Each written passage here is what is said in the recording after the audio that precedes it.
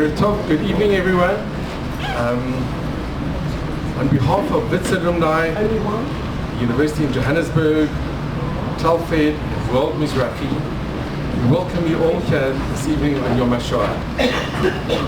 We would like to give a huge mazel tov to Rav Doron and Shelley Peretz and the Peretz family on the birth of their precious grandson, Orionatan.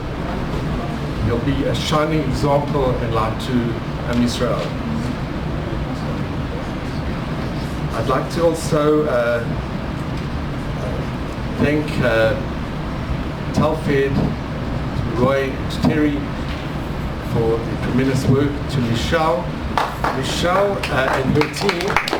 They produced this most incredible poster, which I think is absolutely unbelievable. They were very instrumental. They were very instrumental in the mailing list and making tonight's event possible and such a success that I know it's going to be. I'd also like to thank World Mizrachi and Maxine and her team for hosting us this evening in their beautiful hall, World Mizrachi. It's very special to be here on Yom Hashoah, and I'm indebted to my Rav in South Africa, Rabbi David Levy. He introduced me to Rob Katz, and Rob Katz is a personal friend for both Luke and Wanda. And can you hear? No.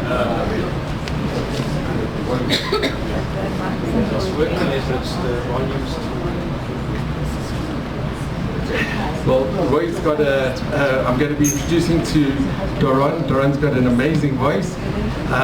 So Doron has been a Kanek of mine many years ago, and dear close friend, the CEO of Telfed, and I'd like to now call on Doron to give a few remarks before we start the evening event. Thank you, Les. I generally don't need a mic. I'm assuming you can hear me. Yeah. So, this is actually the evening of my madrichim. Les was my madrich and Jackie was my madrich. So. Oh, and Stan also, look at that. I have 3 of my B'nai Kiva madrichim here tonight to make sure that I behave. So, thank you for coming to check out. So I want to welcome everybody. Also, again, a big thank you to Les and to the Wits alumni. And it was Les's initiative that got us all here this evening. I want to thank Michelle, I want to thank Roy and Terry and the Jerusalem Regional Committee. It's a special way for us to commemorate Yom Hashoah. It's befitting that we come and we hear from Wanda and Luke, and we thank them for giving us of their very precious time. They're in Israel for a very short amount of time, and yet they've given us of their time to be here this evening for us to see this movie and to understand this really unbelievable story of your family. And we thank you for being here personally and for enabling us to have more of an insight of what happened to our people, what happened in Poland, Warsaw, and it's a real privilege for us, and we thank you for that. And we thank World Mizrachi also for giving us the use of the hall for this evening, and I thank each and every one of you for being here. And Yom Hashoah, today we had our ceremony at Telfed. We have the English-speaking ceremony for the South African and Australian Olim. And I spoke about Abba Kovner, because Abba Kovner, as a partisan, one of the people that he met after he had managed to fight, and after the Nazis had already surrendered, he met a mother and her daughter, and the daughter was very young, 4 or 5 years old, and she sees Abba Kovner, a Jew with a gun, which was quite amazing to see, a Jew that was actually able to defend himself against the Nazis. And today is also Holocaust Memorial, and it's also the day we remember Jewish heroism. And she looked at Abba Kovna, and she turned to her mother. And in Yiddish she said to her mother, she said to her, "Am I allowed to cry?" And her mother said, "Now you can cry." And Abba Kovna writes in his memoirs that she burst out crying, wailing, because this was the first time that she could cry. As a young child, hiding with her and her mother, the only way to survive was not to cry.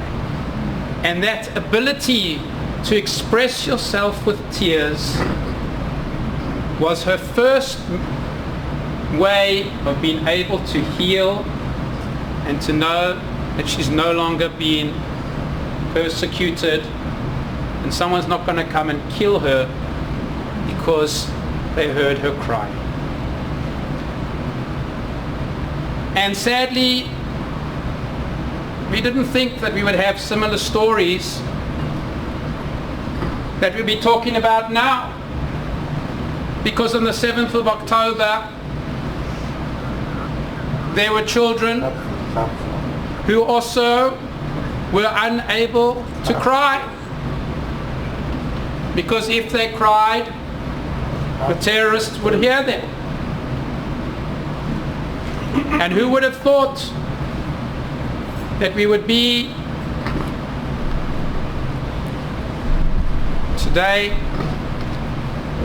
in the state of Israel with a similar situation, children having experienced what they experienced in the Holocaust.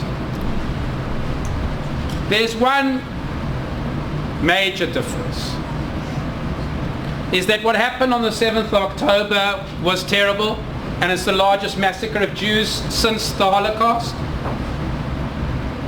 But then the IDF was able to regroup, was able to get together and fight and expel those terrorists, put them on the defense.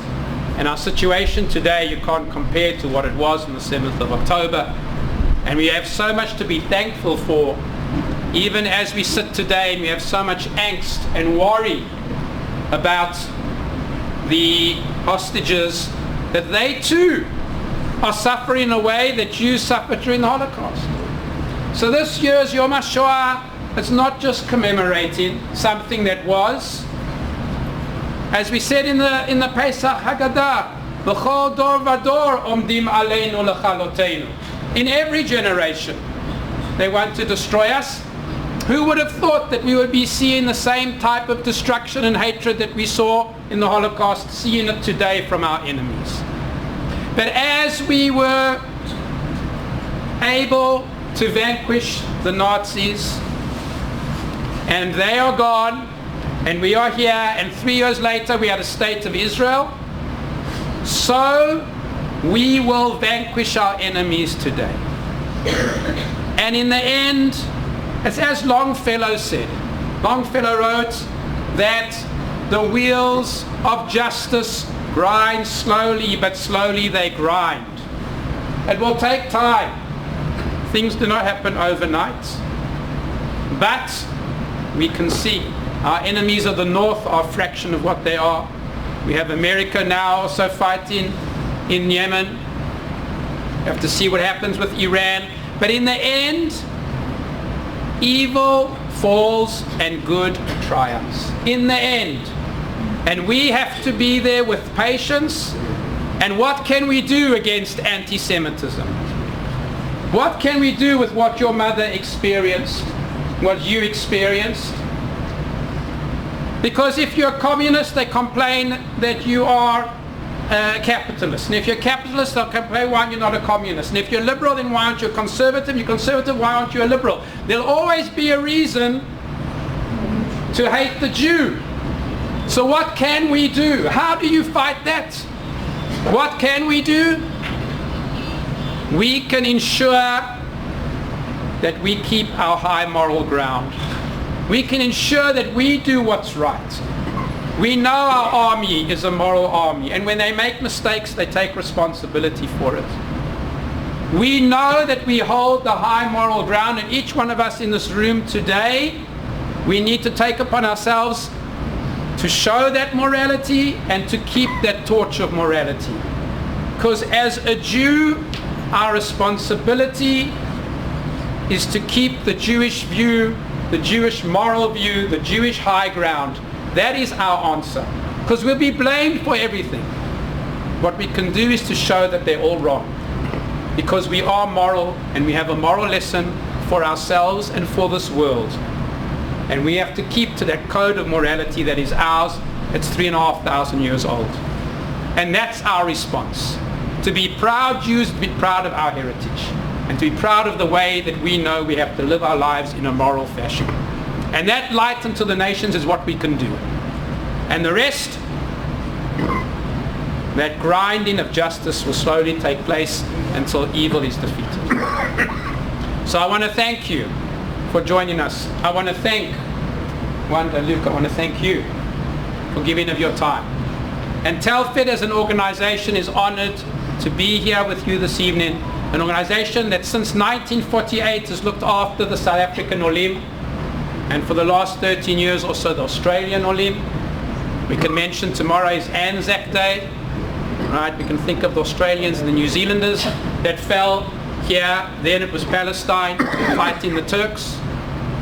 And Telfed has been here since the beginning of the state, looking after the South African Olim, making sure that they have proper integration, scholarships, over 500 scholarships, housing for 105 families, right, in Ranana and Tel Aviv, subsidized housing, supporting over 450 needy Olim every month, and a strong employment, Klita department, and events like what Michelle has put together this evening, and we thank Aubrey, her husband, for being here as well. So this is an organization.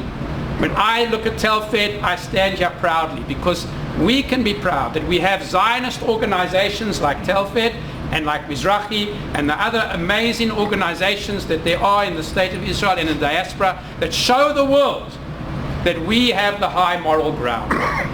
And that is our answer to the hatred that's been around since we've been around as Jews. So we'll learn a lot this evening. We'll learn a lot about your amazing mother. We'll learn about you too. And thank you. And thank Luke. And we will learn. We will learn never to forget. And we will learn that the little girl who finally was able to cry, we'll learn that we are also able to cry. We're able to cry and mourn because we know that it's safe to do so. That we have a state and we have an army looking after us. And even when we fall, we get up to fight the next day. Toda Rabah, let's have a meaningful evening together.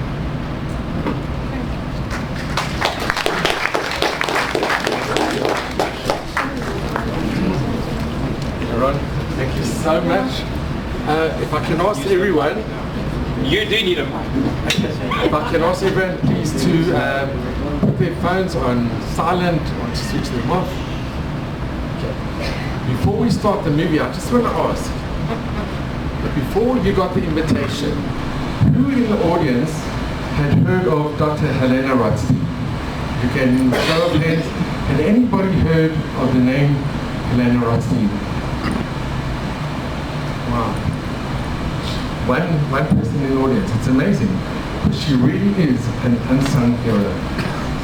When I first saw the video, I was blown away. I couldn't believe what I was watching. I was actually a little bit embarrassed that I didn't know, that I hadn't heard of her name. And when I was in touch with Luke and with Wanda, I thought, and they said that they're coming to Israel, I said there was no question that we have to show the movie here, and that her name should be not only in Jewish history but in world history. The most remarkable lady. We're going to be showing the movie, so I hope you all gain so much from this as I did, and we all. There really are no words to thank you, Wanda and Luke, first of all for making this incredible documentary. It's not me. and for being in our presence tonight. We are so honored to have you both here.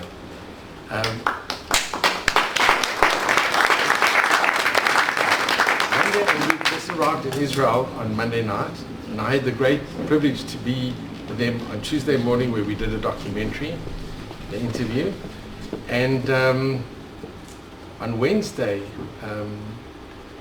Wanda spoke at the Hostage Square to over 500 people in Tel Aviv. And this morning, they were at the ADL, the Anti-Defamation League, in front of over 20 diplomats. So, and then tonight, we really have, it's been such a tremendous honor and privilege to have you here in Jerusalem, showing for the first time this incredible, harrowing, but remarkable documentary. So now it gives me great honor to call on Wanda, if you could just address us, and then Luke will speak, and then Roy will ask, we'll have a question and answer where people will be able to ask questions. Okay, so much better. Just in time. Wanda, thank you so much.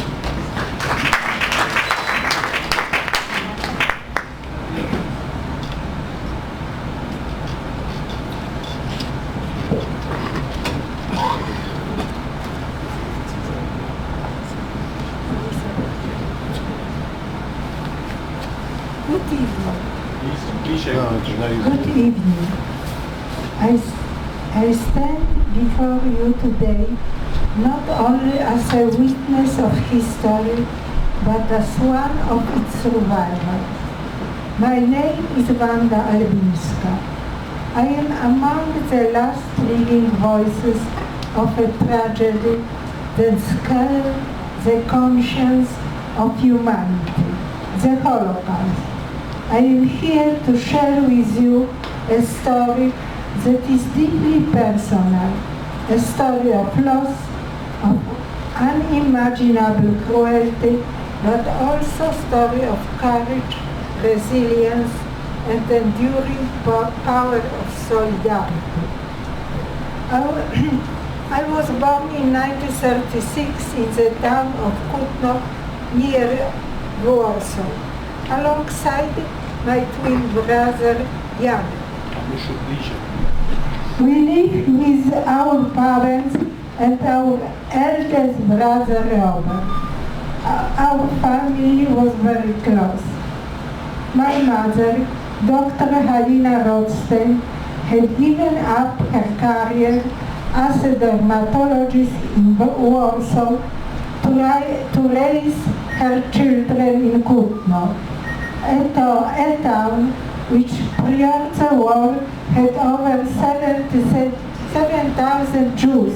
Mostly they make business in Poland, small business. Today is no one. Everybody was killed in gas chamber. Before life there was full of different possibilities. When war broke out in December 1939 and Poland was invaded, my mother immediately returned to medicine. In Kutno, she volunteered her services. She tore up our household sheets to make bandages and used her personal funds to buy desperately needed medicine for wounded soldiers. She held the hand of dying soldier who kept calling out for his mother, allowing him to die in peace. Her sense of duty was very strong. Shortly afterwards, as soon as the German forces entered Kutno, our life changed forever. Our beautiful family villa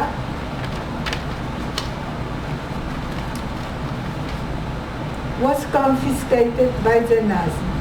We were thrown out of our home. stakes of our safety, dignity, and everything what we have.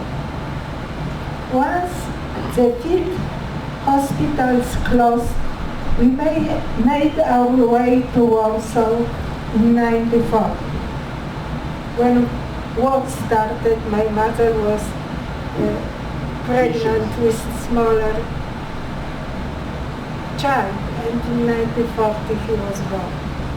My mother began working at the Czyste Jewish Hospital, initially outside of ghetto walls, but soon forcibly relocated inside. She served at the Stawki Street branch, situated right beside Umschlagplatz, the square where Jews were assembled for deportation to the extermination camps. In ghetto, we live in the hospital basement where my brother, Robert, Janek and Staś, who was born in Warsaw in 1914, we start. We have skin and bone, our body covered in boils from malnutrition and infection. Robert nearly lost his leg. We rarely left that basement, and when we did, we were met with horror. The stench, body in the street, hunger itched into every face, and the constant terror of roundup and death. Even as a doctor, my mother was helpless in the face of the epidemic and devastation. Her own mother, Stefania, contracted typhus and died in the ghetto. My mother could not save her, as well as parents of my father who were killed in Treblinka. But even in the depths of this horror, we were safe, thanks to extraordinary bravery of individuals who refused to accept the cruelty of their time. Żegota, the underground council for aid Jews, was formed in 1942 by coalition of activists in Nazi-occupied Poland. It brought together Polish Catholic, Jews, socialists and conservative. People united not by politics but by humanity. To help the Jews in occupied Poland was punishable by death, not only for the individual offering help, but for the entire family. And yet, despite the unimaginable risk, they were people who chose compassion over fear.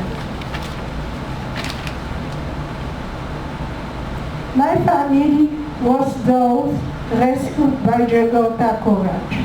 With the help of individuals such as Dr. Trojanowski, friend of my mother, and Natalia Radlinska, both Catholic doctors who risked their life to protect us, we were smuggled out of ghetto through the Korczka house. All 4 children, Robert, Janek, Staś, and I, were hidden separately in different homes of various Polish families. I was hidden with the Trojanowski on Marszałkowska Street. Then we have been brought together in Anusia home, a warm and good orphanage in Konstancin, just outside Warsaw. Anusia home was place for healing. The people there never once judged or rejected us for being Jewish. They gave us knowledge, education, dignity, and love. They look very strongly about how we make our work at school. They organize our free time. We went often to forest or even to seaside together. There never was any kind of disturbances. Nobody told us that we are Jewish. Everybody was treated in the same way. All my family learned very well that we have very good relationship with educators. They raise us in the best tradition of Poland, tolerance, compassion, and bravery. And yet, while we were saved, my mother, Halina Rothstein, chose another path. She was offered two separate chances to escape. On one of those occasions, she received life card, a precious document that could have saved her. She was blonde with gray hair, eyes. She didn't look like a Jewish person. She could very easily get with us to small village in Poland and survive. She has a mom.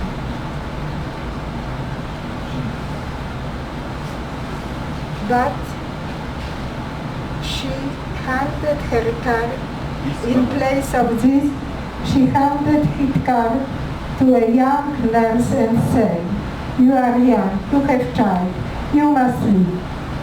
But my mother at this time had only 34 years. My mother knew exactly what awaited her at Treblinka, and still she chose to stay with her patient, including the daughter of a close friend. This daughter looked after us during the whole time of occupation, and my mother promised to her friend that she never abandoned this person. And she didn't get a life card. Then she boarded with her, my mother boarded with her patient car, a train, and with this friend, daughter friend. The daughter friend escaped from the train during going to Treblinka. But my mother was killed in the gas chamber. She even visited us in orphanage after the war was over. My mother, she went to Treblinka because she believed that no life was worth more than another. Her final act was one of profound solidarity. It's difficult to explain why she did as she did. I think in her life, she always helped people who have been poor, children who had difficulty at school. She was always with the people who have been persecuted. And I think that she also believed that in this horrible time, she must be with them. She cannot abandon them and go somewhere else. I believe in it. But I am here. My brother Robert, Janek, and Stash live. We become educated and have big lives and professional career. All of my brothers married a Polish woman. Me too, I married a Polish man. They all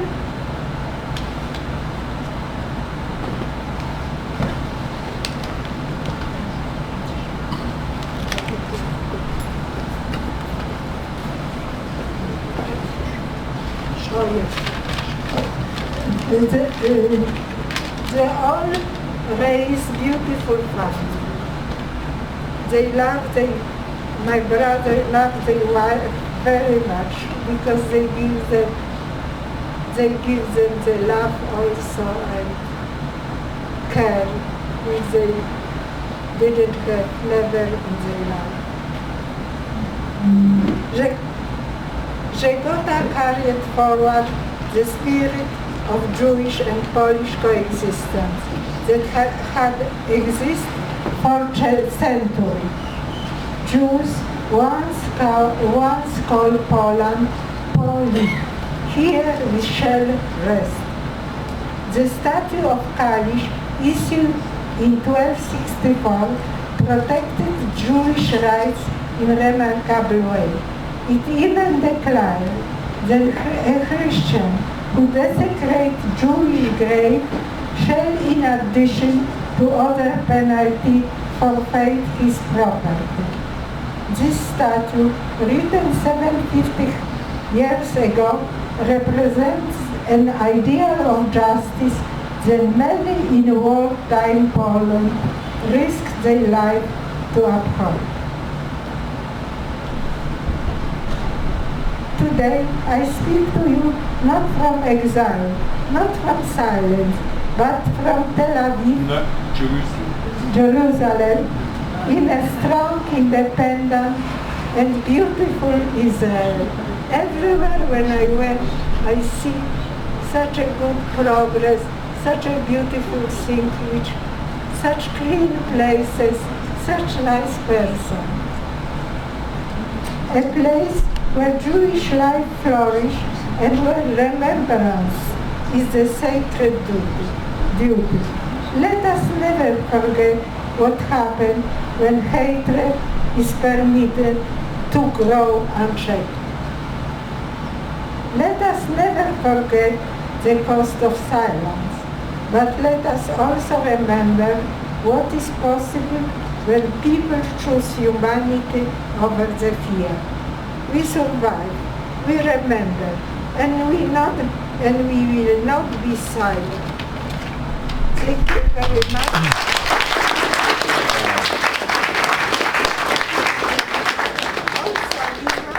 Forget the war and everything what Jewish people endured, and we must try to be strong, not to allow ourselves be killed like insects and like it was during last war. This is obligation of all of us. Thank you so very, very much. Your mother really was an incredible hero, and she's smiling from above, and may her memory be for eternal blessing.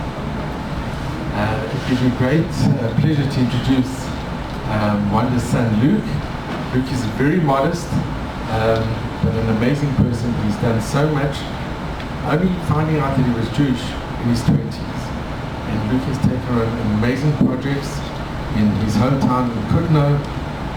They're restoring the cemetery, and Luke is very involved in that and other projects which we'll enumerate.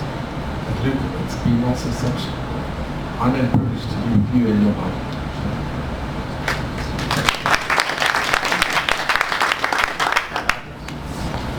So I'll only say a few words because I think the real star of this show is seated at the back. Yeah, it's been a real journey since I found out in my 20s what happened from my cousins. They also weren't just told by their parents. They kind of found out by kind of rummaging through the study one day and coming across the name of Władysław Rothstein, and they said, "Who's this Władysław Rothstein?" Then their father, Stash, who was my mom's younger brother, admitted that was their grandfather and that they had this Jewish family. And then when the wall came down and I went to Poland for the first time, I remember kissing the soil of Poland. after the fall of communism. We went back because my parents got political asylum, so they were quite nervous about going back before then. And then I was told the story by my cousins. So I'm very grateful to them for telling me. So that started me on this whole journey.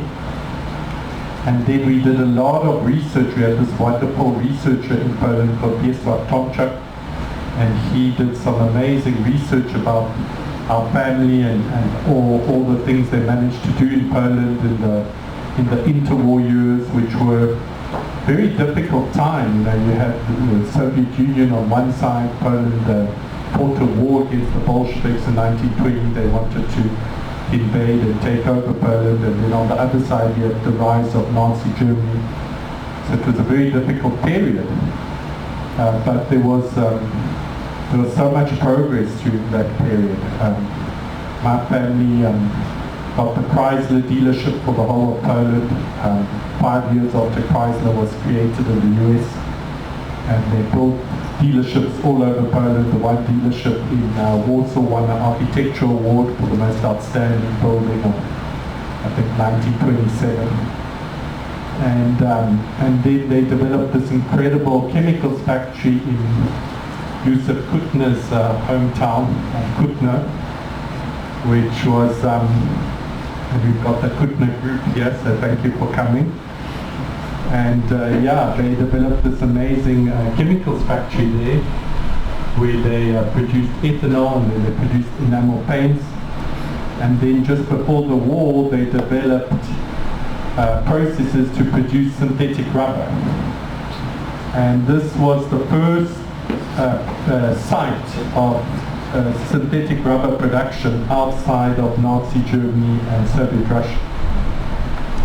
So my great uncle Mieczysław went to the New York Expo with the Polish delegation at the Polish Pavilion, demonstrating this world-class technology of producing synthetic rubber. And he arrived there. The New York Expo started in 1939, and then Germany invaded Poland during the Expo. And this saved his life and the life of his family, because the Americans and the British realized that without synthetic rubber, now that the Japanese were taking over the natural rubber plantations in Southeast Asia, they weren't going to have a war effort, because they weren't going to have tires, they weren't going to have jeeps, they weren't going to have trucks. So they needed to get their hands on this synthetic rubber technology. So the British Secret Service smuggled my uncle, great uncle and his family out of Nazi-occupied Poland. They got onto trains that went through Nazi Germany to Italy as Polish Jews, and they boarded a ship from Genoa that, because Italy wasn't at war with the US yet, that sailed to New York. So it's amazing what the Secret Service can do when they want to. So so that was an incredible business empire that our family developed in Poland, that this researcher found out for us. And then there was another incredible Polish doctor, Maria Ciesielska. She's a GP in Poland, and she just developed this absolute passion and fascination for the fate of the doctors in the ghetto, in Warsaw Ghetto, because there are 830, maybe more, 830 that we can actually account for, probably more. And she developed this huge interest and passion to learn about them and to bring their heroism and what they did in the ghetto to light, because people didn't know that there were 3 hospitals operating in the ghetto. People didn't know that there was a medical faculty that was training doctors in the ghetto. People didn't know that there was a nursing school in the ghetto. People didn't know that medical research was being done in the ghetto. It was just incredible what was done in those circumstances. So she spent years of her life. I mean, she's not an academic. She did this in a part-time, years of her life doing all this research and writing this magnificent kind of 500-page academic book about the doctors of the Warsaw Ghetto. And then no one would publish it, so she self-published it. And then it went on to win an award in Poland for the best kind of historical research of the year. And then they did publish it. And then what we decided to do, Tali and me, was to translate it into English, because we thought it's such an incredible book. It needs to be, in the U.S. Library of Congress. It needs to be, in English. So we got a friend of my mom's, Agata Chipinkiewicz. She's got the most complicated Polish surname. I mean, to try and write Chipinkiewicz, just think about that.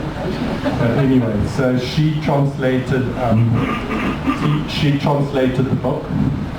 And then when I got the book with Tali, we realized that Maria was an incredible researcher, but the book was like spaghetti. I mean, it was just like unreadable. So then we spent, many months. Fortunately, it was COVID, so we had nothing better to do, kind of editing this book. And then finally it got published in the US, and you can all buy it on Amazon, The Doctors of the Warsaw Ghetto. And in that book, there was some amazing stuff about my grandmother. So this was some really very moving, like that quote by Dr. Adolf Polushuk, about Helena getting onto the wagon and why she did that. And what's even more touching about that quote is that Dr. Polushik, he wrote these memoirs, but he didn't survive the war. He was on the Aryan side, and he was found out by the Germans and killed. So his testimony about my grandmother stays, but he didn't make it. So then with all of that, I was able to then produce a book called The Warsaw Covenants, which documents my Polish family pre-war, and then what happened during the war and after the war. And then we did the documentary with Paddy Nates and Sean O'Sullivan, and then and the book that we published in the US, The Doctors of the Warsaw Ghetto. And more recently, I've been kind of getting creative, and I've written a play, so it's become a bit of an obsession of mine. And at the same time, in Poland, I went back to Kutno. I met Józef Kutner, and I got to know some wonderful people in Kutno, like Bożena Gajewska. And we decided to set up a foundation in Kutno, which is tasked with rehabilitating the 300-year Jewish cemetery. It might be older. Yusuf believes it might even be 500 years old. But let's say conservatively 300, probably older. And it's just an abandoned field at the moment. But there are hundreds of matzavot that are crying out to be put back and that cemetery to be restored. And so now we've got a whole big rehabilitation project. After 22 years, the land's been transferred to the Jewish community, and now we need to restore this wonderful, what used to be a wonderful cemetery in Kutno. So that's something I'm involved in. And then the other thing I'm involved in, which is kind of part of a fight against anti-Semitism in Poland, is that a major national tragedy in Poland was the massacre of the 22,000 Polish officers at Katyn, which was an incredible event carried out by Stalin when Stalin invaded the eastern side of Poland in 1939 with the Nazis. The Polish army at that stage was all in the east because they had been pushed back by the Nazis, and so they took hundreds of thousands of prisoners of war, and the rank and file soldiers were released, but the officers were all imprisoned And then in March 1940, Stalin and the Soviet Politburo decided to murder all of them. So 50% of the Polish officer corps was murdered in one go. Can you imagine if 50% of the IDS officers were murdered in one go? Generals, colonels, majors, lieutenants, everybody. They all got a bullet in the head. They were all murdered by the Soviet secret police. And this is obviously a big national symbol in Poland by all Poles, but of course also by the right-wing nationalist ones. And so what I did was set up a foundation where we have a virtual graveyard on Instagram of the hundreds and hundreds of Jewish officers that were murdered with them. So this is also a way of fighting anti-Semitism by injecting Jewish blood into that national tragedy. So yeah, so that's basically a summary of what I've been up to besides my day job. Thank you very much.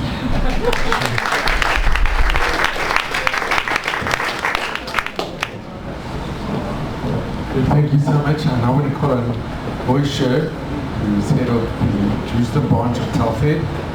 We've been doing events for the last 10 years, Telfed and its alumni. And Roy is very special together with our Terry. Also want to thank my wife Lucy for being so supportive of me. So Roy, we're going to have questions and answers, and then a vote of thanks. Thanks, Liz. Thank you everybody for being here with us tonight. Just one quick announcement. After the event, we're going to double marry outside, the doors facing the other way.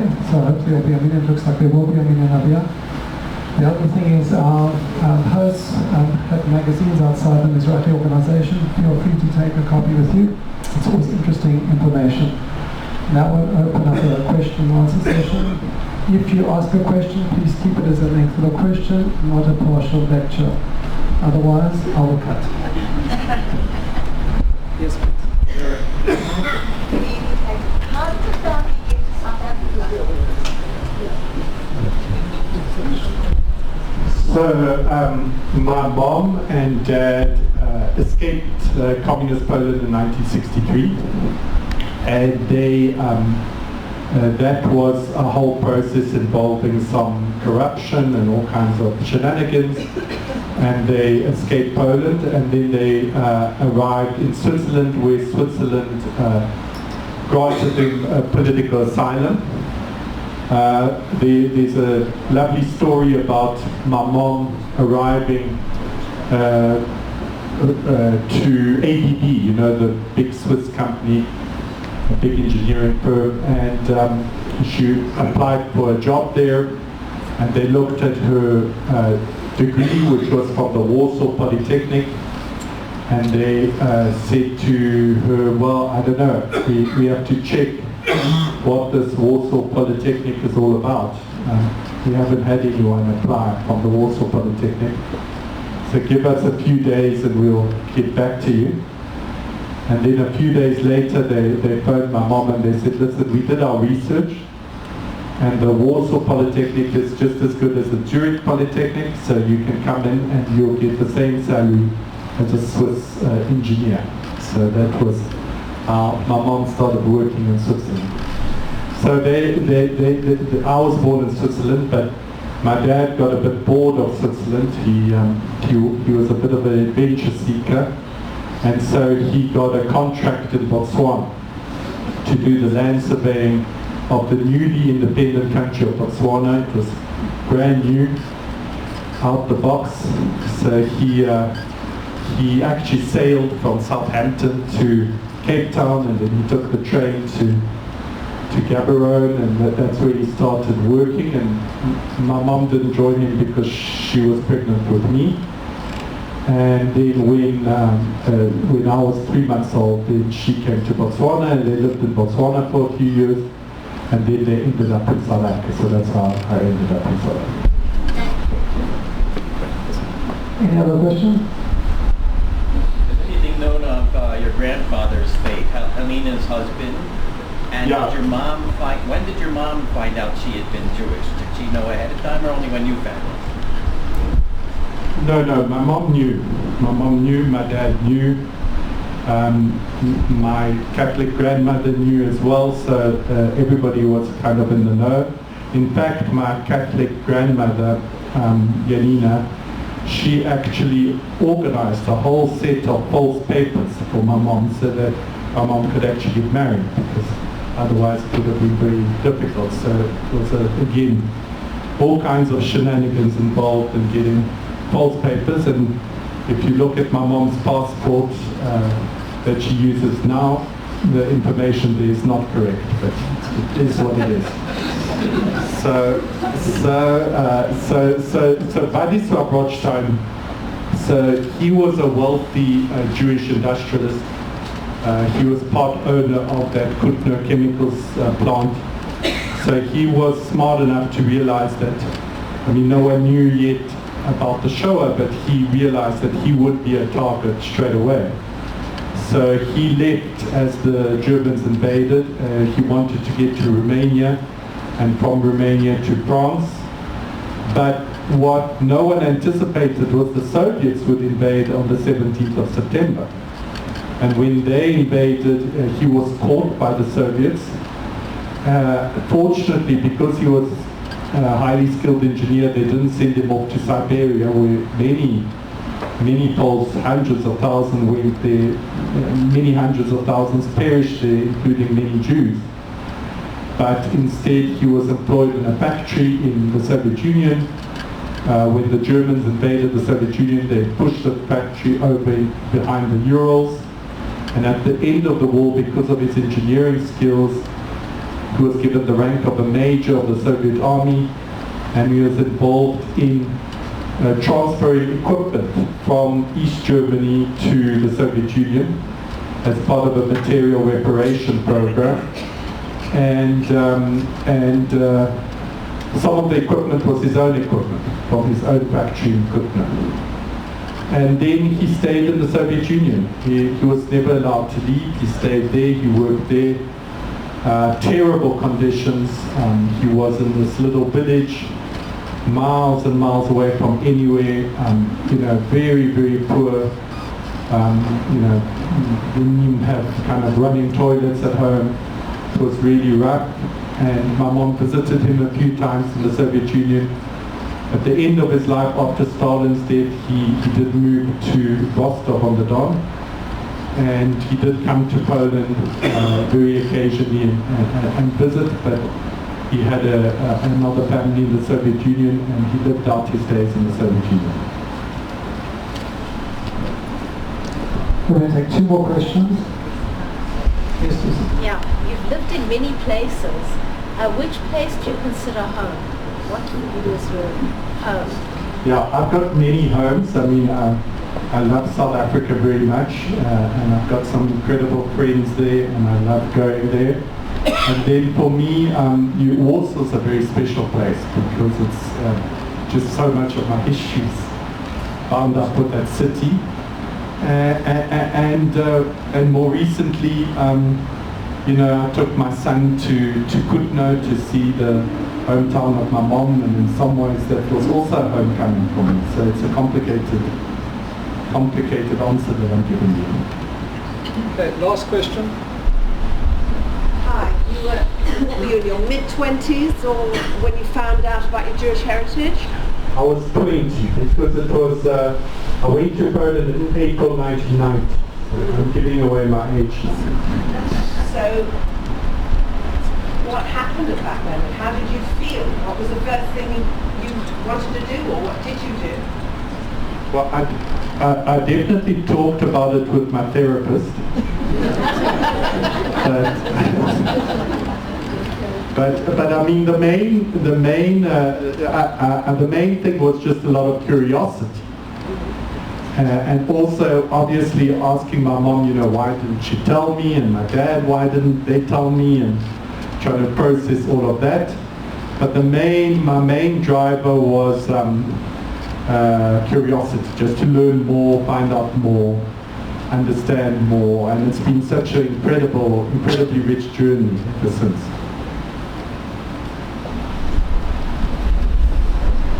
Thank you so much.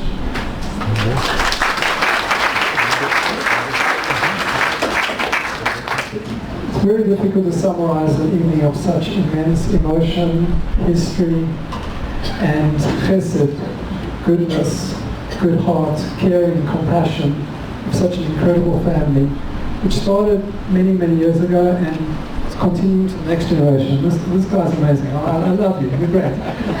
You are amazing, and you just humbly say what you're doing, and it's just caring for a cemetery.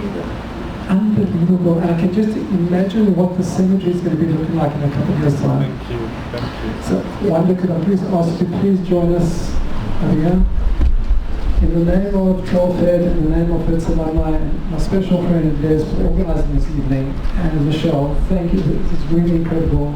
Let's put together a gift to... No, it's from all of I us. would like only to tell that my husband say to me that if we want to be a Jewish, we must go to here and live here. If you are Polish, we will be living Poland, because he knew what happened in Poland with Jews, and he didn't want then his children become again in different circumstances in the same situation where my mother was.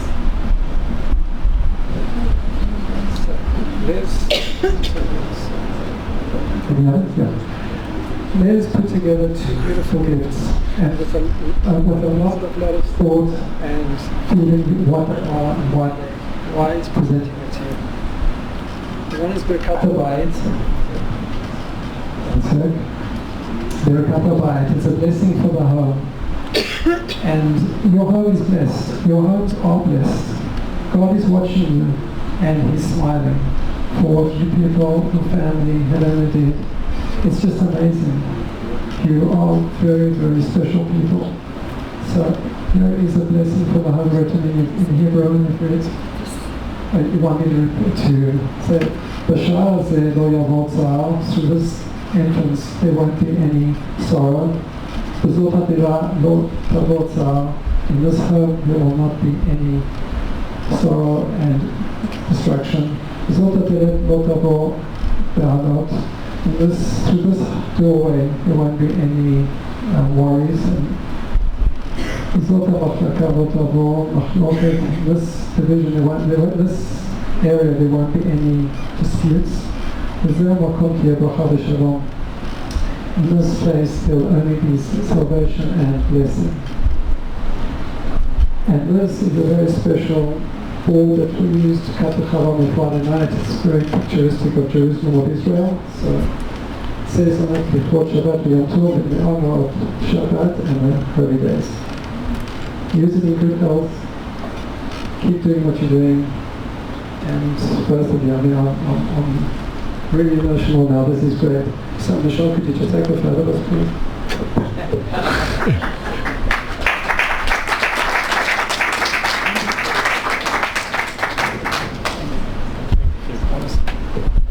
Thank you very much for these beautiful gifts. We'll treasure them for the rest of our lives. And for this warm welcome here, thank you very much.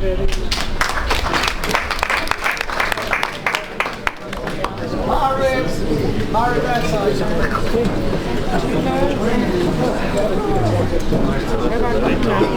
side.